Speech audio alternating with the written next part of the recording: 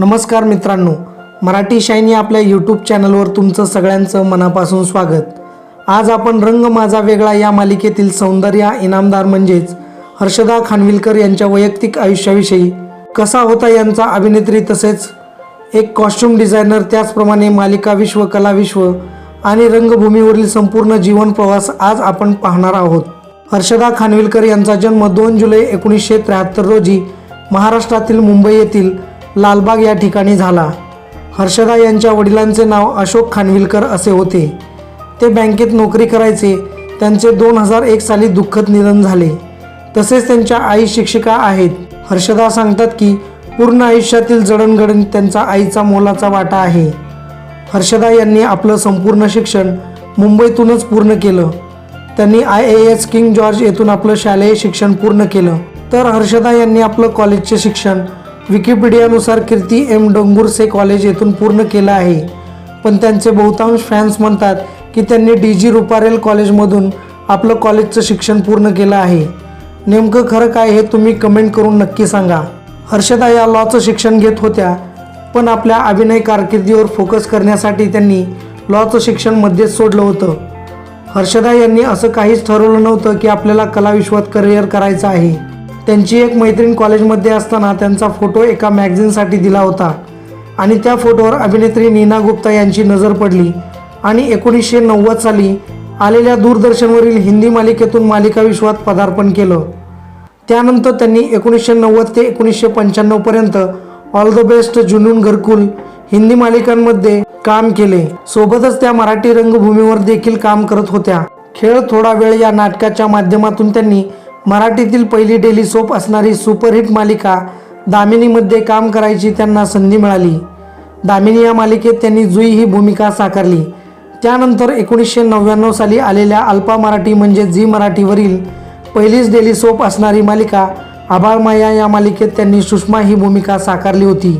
त्यानंतर 2001 साली आलेल्या झी टीव्हीवरील हिंदी मालिका अस्तित्व एक प्रेम कहाणी या मालिकेत सगुणा ही भूमिका साकारली। तसेच 2002 साली आलेल्या हॅलो इन्स्पेक्टर यात एपिसोडिक भूमिका देखील साकारल्या होत्या। त्यानंतर उचापती या नाटकात प्रथमच आपल्याला हर्षदा कॉमेडी भूमिका साकारताना दिसल्या। त्यांनी 2005 साली आलेल्या ऊन पाऊस ऊन आणि 2007 साली आलेल्या कळत न कळत या मालिकेत झी मराठी वाहिनीवर कामे केलेली आहेत। 2009 साली हिंदी मालिका क्षेत्राकडे त्यांचा कल वळला। 2009 साली आलेल्या बुरे भी हम भले भी हम या हिंदी मालिकेत त्यांनी रसीला ही भूमिका साकारली। तसेच 2010 साली आलेल्या झी मराठीवरील माझी या प्रियाला प्रीत कळेने या मालिकेत त्यांनी संध्या पेंडसे ही महत्त्वाची भूमिका साकारली होती। त्यानंतर 2011 हे वर्ष हर्षदा यांच्या आयुष्याला कलाटणी देणारे ठरले। 2011 साली आलेल्या स्टार प्रवाहावरील मालिका पुढचं पाऊल यात त्यांनी काम केलं। या मालिकेत त्यांनी अक्कासाहेब देशमुख ही भूमिका साकारली। त्यांची ही भूमिका अत्यंत जबरदस्त होती। त्यांच्या या मालिकेने महाराष्ट्राच्या प्रत्येक घरात ओळखीबरोबरच एक आदरयुक्त भीती देखील निर्माण केली। ही मालिका सलग 6 वर्ष चालली।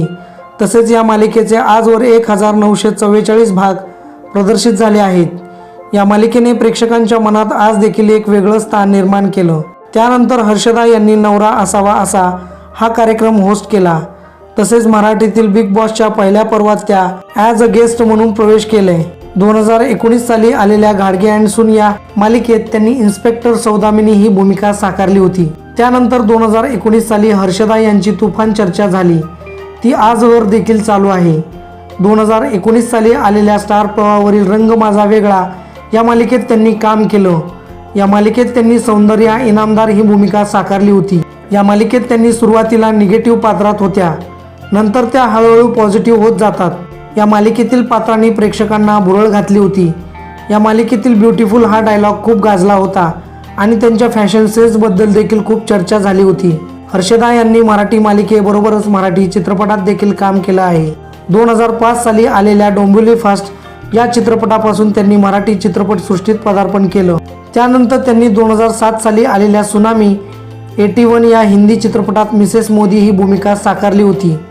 तर 2019 साली आलेल्या स्माइल प्लीज या चित्रपटात त्यांनी एक स्पेशल भूमिका साकारली होती। हर्षदा एक कॉस्ट्यूम डिझायनर देखील आहेत।